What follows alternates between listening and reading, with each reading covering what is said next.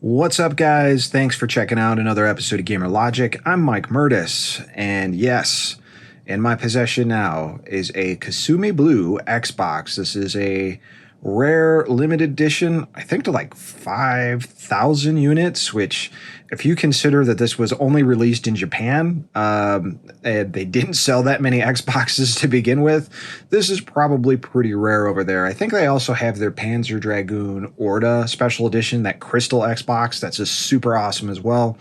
But saw this at Midwest Gaming Classic, and on another note, did a pickups video for all my stuff at MGC, and it just turned out awful and rushed, and I was just trying to get it done for the sake of getting it done.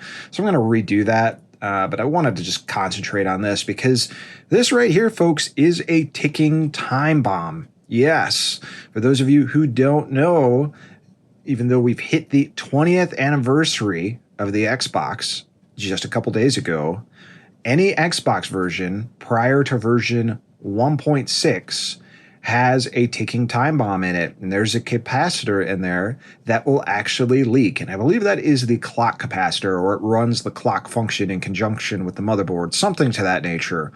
But the major deal is that capacitor is a part of a bad batch of capacitors, and again, any Xbox under version 1.6, those can leak, it can ruin the motherboard, and then you just have a dead box, or I guess a coffin box, rather than an Xbox, which would be a shame for such a beautiful piece of hardware, especially with this beautiful translucent blue shell, to go to waste, right? So what we're going to do today is we are going to do the unspeakable, because I've opened this up before. I haven't opened up the actual console itself to get to the insides, but everything is in this box with the exception of Dead or Alive Ultimate. This was supposed to come with the game. It didn't. I found it on a Japanese eBay seller and was able to get a complete copy of the game. So for all logistics purposes, this console is complete, including the Kasumi body pillow and any of the other cool extras that come with it. Now, all of that stuff is sealed. This has like the original plastic on it, the original covers. I don't even think this thing has been turned on before. So someone literally bought this and either just basically did like a fingerprint removal from it when they turned it on and was done with it, or they just never used it. So this practically looks like it's never been used before. So as such, you know, all the extra goodies like the body pillow and stuff, I'm not going to open. I have no plan to use the body pillow, but it's a cool collector's piece, and I have no room of displaying it, so I'm just going to keep it sealed. But why don't we go ahead, pop this box open, and start tearing into the console to hopefully save it from a horrible, horrible corrosion death. If it already hasn't happened. That's a sad thing, right? This thing could already be dead. We don't know it. So let's get into it.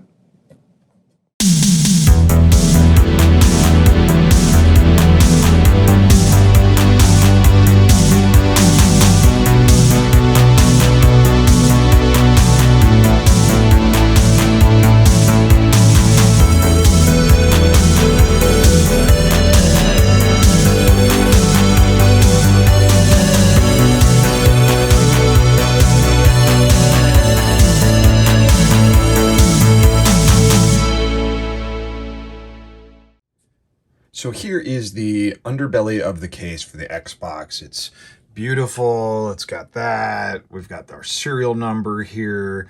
We've got our caution. We've got, you know, this is an Xbox game system.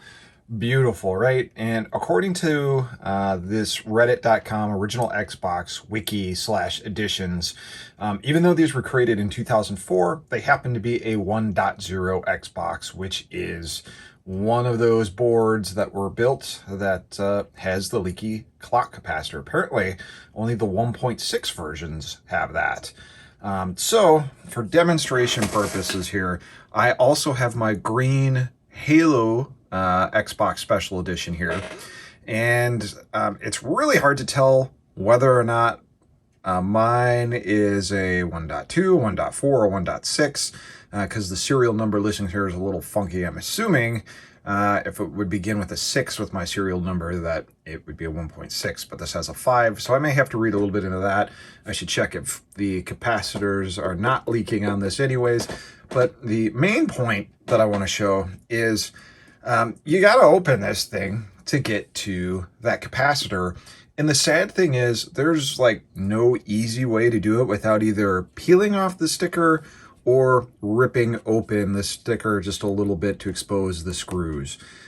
So as you can see, I exposed this one some time ago. I think, did I soft mod this? Why did I open this? I'm almost terrified when I open this to see what I did to it. But you also got to take these little foot pads off, and they're just sticky stuff that, you know, typically don't go on as easy. So I really, really, really hate the fact that I have to remove this stuff and potentially damage the labels, and I'm sure I could do glue and stuff, but it's just one of those things, you know. If I sell it in the future, and someone's like, okay, well, why is it like that? It's like, well, this was the difference between whether or not this thing worked when it plugged in, or that it didn't because the capacitor leaked and killed everything on there, which could very well be the case now. So I'm going to do some sobbing here as I pop this bad boy open. So here we go. Oh, I'm so sorry. Oh. Actually, that's not too bad. This one came out no problem. This one, as I was starting to turn it, the screw kind of started peeling this side of the label up, but not awful. And when I put the screws back in, it should be okay. So now it's time for the dreaded foot pads. Okay, so we managed to get the foot pads off, but as you can see, the glue on most of these, focus please, has pretty much dried up, especially this. So kind of sucks, but these foot pads, when I put them back on, are not going to stick super well unless I put some kind of little adhesive on them, but it is what it is.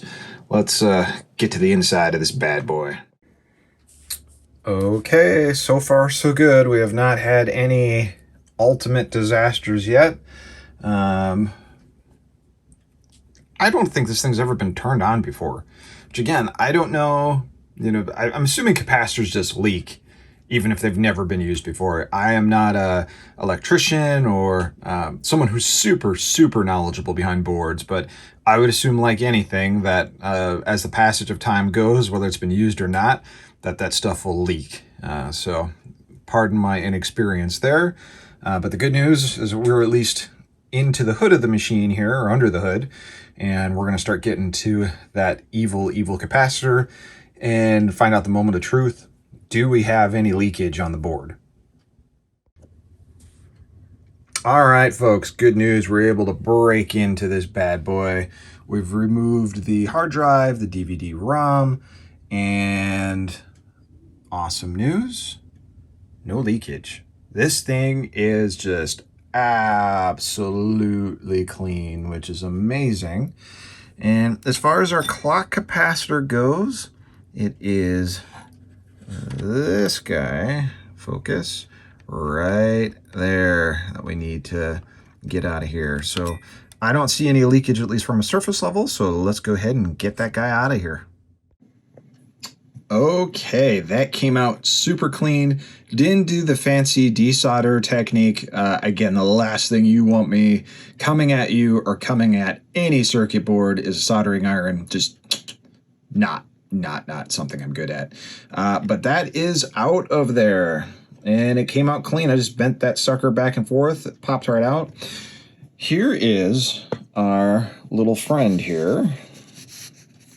Of course, the camera is going to have a very difficult time focusing on that, but we got it out. So next steps, put this bad boy back together and make sure she powers on and she functions. Not too shabby. Okay, screws have been put back in. That was a bit of a challenge with the DVD-ROM screws on the left-hand side, just because they're so small and tiny and not easy to get to. If you open these up, make sure you get yourself some tweezers and stuff, because I spent probably way too much time trying to get to this thing. But back together, looks like it's good. The capacitor has been removed. This little guy over here is out. So now the true question, Does she power on? Does she play? We're going to find that out next. All right, folks, so there she is, powered up, Dead or Alive Ultimate Japanese Xbox, which is amazing. Powered on, no problem. DVD-ROM is working good. I do have a Japanese copy of Dead or Alive Ultimate that I had to pick up separate from this. It was missing that, actually. But I just got that from someone in Japan recently. It's so mint, and the games aren't open, so I really don't want to open that. That'll go back in the box. But for all intents and purposes, we have removed the deadly clock capacitor from the Xbox. And we are booted up. So there we go. We are set. This is saved. And man, just what a cool collector's piece. If there'd be anything else I'd be looking for as far as Xbox goes, it would probably be the Mountain Dew one, and I'd love the Panzer Dragoon Order one, but this one, pretty cool.